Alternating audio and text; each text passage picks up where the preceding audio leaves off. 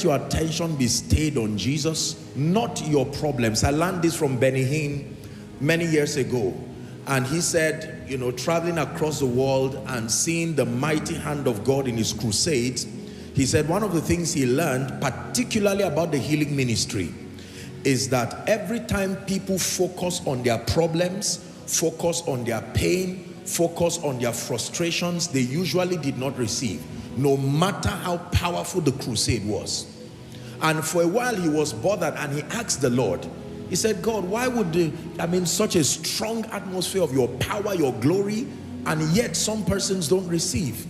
And according to him, he said the Spirit of God ministered to him that for as long as Peter kept looking at the waves and the sea, he began to sink down.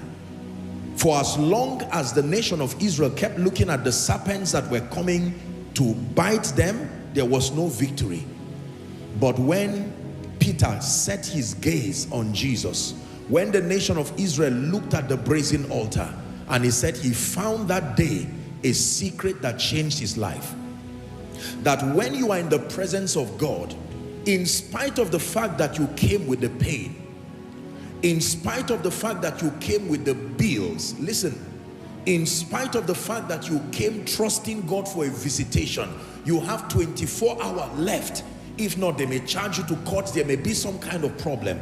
You never get victory focusing on the problem.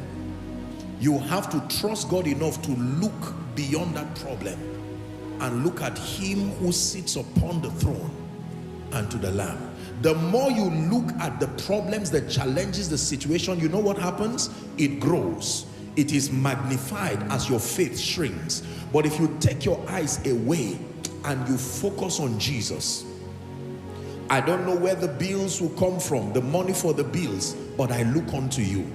I don't know where the next meal will come from, but I look unto you. I'm having this court case. If God does not help me, perhaps it is doomed for me, but I look unto you. I have this medical report I brought. They said I'm cancer stage 2, 3, 4. I'm almost gone. They said my kidneys are packed. They said my eyes are not functioning. I brought someone blind, deaf, dumb, crippled. Doesn't matter. Provided you focus on the situation, I'm telling you, you make it difficult for the power of God to reach you. The way it works is that you must trust God enough to say, this challenge, I don't ignore the fact that you are here, but I'm in the presence of Jesus. You cannot be a distraction.